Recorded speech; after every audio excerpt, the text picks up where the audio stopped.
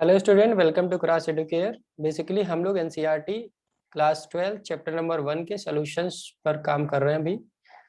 So first chapter है जिसमें electric charges and fields. तो नेक्स्ट क्वेश्चन हमारा है question number 13। Suppose the spheres of A and be in question number 12 have identical sizes. A third sphere of the same size but uncharged is brought in contact with the first, then brought in contact with the second, and finally removed from both. What is the new force of repulsion between A and B? कहानी ये है कि question number जो 12 है उसमें कुछ कुछ information दिए हुए हैं। जैसे कि अगर हमारे पास इन्होंने बोला कि एक स्फेयर है A, कॉपर स्फेयर है, दूसरा स्फेयर है हमारा B। इस सवाल में दिया गया है कि दोनों अगर आइडेंटिकल है और क्वेश्चन नंबर 12 में दिया गया था कि इन दोनों के बीच का जो डिस्टेंस है वो 50 सेंटीमीटर है, जहां पर ये 50 centimetre is very very greater than radius of A and radius of B. ठीक है, तो दैट मीन्स कि ये वहां पॉइंट चार्ज दिया गया था। अब देखिए स्टोरी क्या है। पॉइंट चार्ज 50 सेंटीमीटर के कंपैरिजन में ए और बी का साइज बहुत छोटा है। इस सवाल में बोला गया कि अगर हमारे पास एक थर्ड चार्ज हो, मतलब एक थर्ड आइडेंटिकल स्फेयर हो जिसका नाम हमने यहाँ पे असाइन कर दिया सी, जिसका रेडियस सेम हो, सेम मटेरियल कॉपर का ही बना हुआ है ना। शुरू शुरू में क्वेश्चन नंबर 12 में दिया गया था कि चार्ज ऑन ए की वैल्यू 5 इंटू 10⁻⁻7 कूलम है, और चार्ज ऑन बी की वैल्यू भी सेम है 10⁻⁻5 इंटू 10⁻⁻7 कूलम। इस सवाल में बोला है कि अगर ये हमारा आइडेंटिकल है तो हम पहले सी को ए से टच कर रहे हैं, सी को ए से टच कर रहे हैं, तो और देन हम सी को बी से बी से टच कर रहे हैं। ठीक है, ये सी को हम फिर यहाँ टच कर रहे हैं, उसके बाद में फाइनली इसे रिमूव कर दे रहे हैं सी ऑब्जेक्ट को। तो फिर फाइनल क्या होगा, ए एंड बी के बीच में फोर्स ऑफ रिपल्शन। तो बेसिकली सबसे पहले खास बात आपको जाननी ये होगी कि जब आपने सी को ए से टच किया तो क्या हुआ, और जब सी को बी से टच किया तो क्या हुआ। तो बेसिकली दोनों मेटेलिक मटेरियल हैं, जैसे आप टच करोगे तो बेसिकली ए से चार्जेस ट्रांसफर होंगे सी की तरफ, क्योंकि ए हायर पोटेंशियल पे है और सी लोअर पोटेंशियल पे है। ठीक है, तो चार्जेस का ट्रांसफर होगा। तो फाइनली किसी ने बोला ए पे चार्ज कितना आएगा, फाइनल यहाँ पे चार्ज का डिस्ट्रीब्यूशन होगा तब तक जब तक दोनों जगह पे चार्जेस सेम ना जाए, क्योंकि आइडेंटिकल ऑब्जेक्ट है, चार्जेस सेम होने का मतलब पोटेंशियल सेम होना।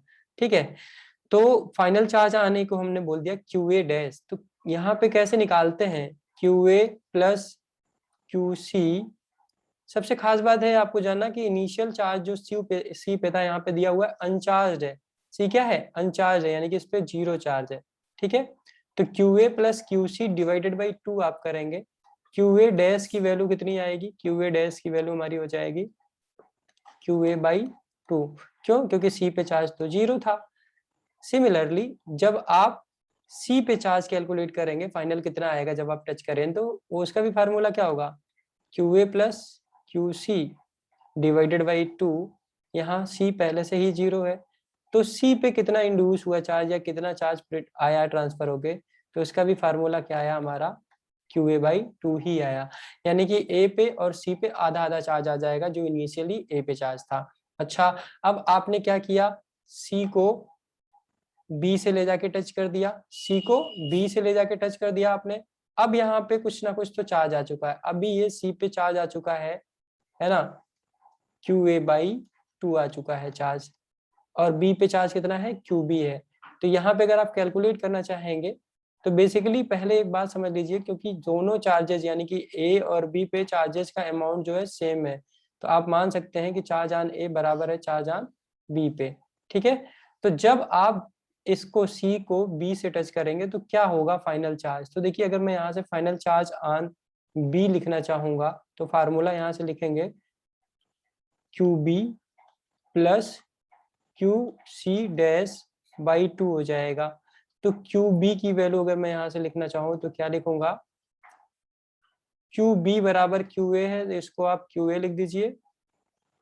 क्यू सी की वैल्यू है Q A by 2, divided by 2 हो जाएगा। तो देखिए QA प्लस QA बाई 2 यानी कि एक में आधा जोड़ेंगे तो ये 3/2 हो जाएगा और ये ऊपर आ गया 3QA बाई 2 और ऑलरेडी नीचे क्या है 2 है तो ये 2 नीचे जाएगा तो ये चार्ज ऑन B जो जनरेट हुआ कितना आया 3/4 QA आ गया, यानी कि फाइनल चार्ज ऑन B कितना आ जाएगा QA बाई 3Q/4 आ जाएगा, 3Q/4 आ गया, ये फाइनल चार्ज हो गया बेटा B पे, है ना। फिर बोला गया हमने C को यहाँ से रिमूव कर दिया तो C को यहाँ से हटा दीजिए। अब C पे भी इतना ही चार्ज आएगा, ठीक है, इक्वल अमाउंट में चार्ज आएगा। C पे जो फाइनल चार्ज आ गया, C पे फाइनल चार्ज कितना आएगा, सेम आएगा फाइनल चार्ज यानी कि Q डबल डैश अगर लिख दीजिए QC डबल डैश तो ये भी इस पे आ जाएगा 3/4 QA।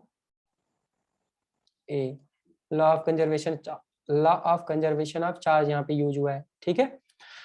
तो बेसिकली QB पे अभी कितना चार्ज आ गया है 3QA/4 आ चुका है ना। और आपने फिर सवाल में दिया है कि हमने फाइनली C को रिमूव कर दिया। C को जब आप रिमूव कर देंगे तो क्या हो गया, आप देखिए अब हमें पता चल चुका है कि फाइनल चार्ज कितना हो चुका है A पे और फाइनल चार्ज कितना हो चुका है B पे, ठीक है। तो ये दोनों के बीच का डिस्टेंस सवाल में दिया हुआ था 50 सेंटीमीटर। 50 सेंटीमीटर को आप मीटर में लिखना चाहें तो 1/2 मीटर लिख सकते हैं, ठीक है। फाइनल चार्ज ऑन ए कितना आया, पीछे सवाल में दिया है QA बराबर है QB के, जिसकी वैल्यू है 5 × 10⁻⁷ कूलम, ठीक है। फाइनल चार्ज ऑन ए आया था QA/2 and final charge on B आया था सवाल में पीछे जो हमने कैलकुलेशन करा 3/4 QA आया है। अब पूछा है कि फाइनल फोर्स ऑफ रिपल्सन बता दीजिए A एंड B का, तो ये फाइनल फोर्स ऑफ रिपल्सन हो गया जो कि वैल्यू हम यहाँ पे लिखना चाहेंगे कूलम्स लॉ मैग्नीट्यूड टर्म में हम लगा रहे हैं यहाँ पे QA dash into QB dash whole divided by R square. अब आप यहाँ पे वैल्यूज रख दीजिए सबका, ये हो जाएगा 1/4 पाई एप्सिलॉन नॉट, क्लियर है। और QA की वैल्यू आप यहाँ पे पुट करना चाहें तो क्या पुट करेंगे, basically QA will be equal to QA dash will be equal to QA/2 into QB dash is equal to 3QA/4 whole divided by R square. तो अगर आप इसको सॉल्व करना चाहें तो आप यहाँ से लिख सकते हैं सीधे सीधे 3/8 इंटू शुरू में जो फोर्स आया हुआ है यानी कि 4 पाई एप्सिलॉन नॉट QA का स्क्वायर डिवाइडेड बाई R का स्क्वायर, है ना।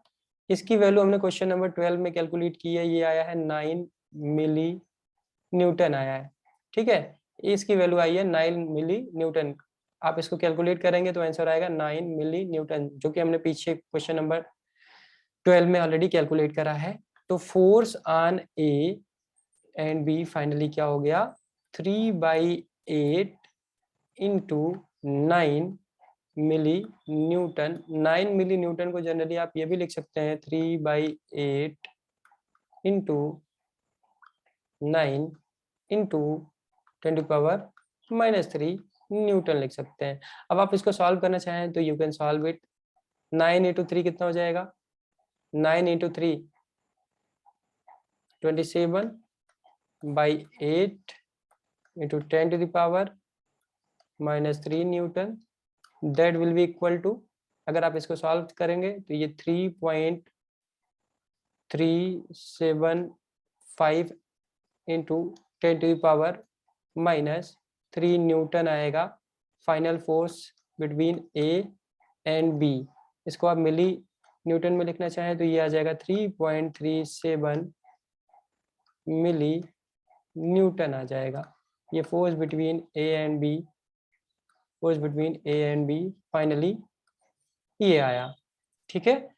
तो आपका क्वेश्चन नंबर 13 सॉल्व हो चुका है। Thank you so much for watching us.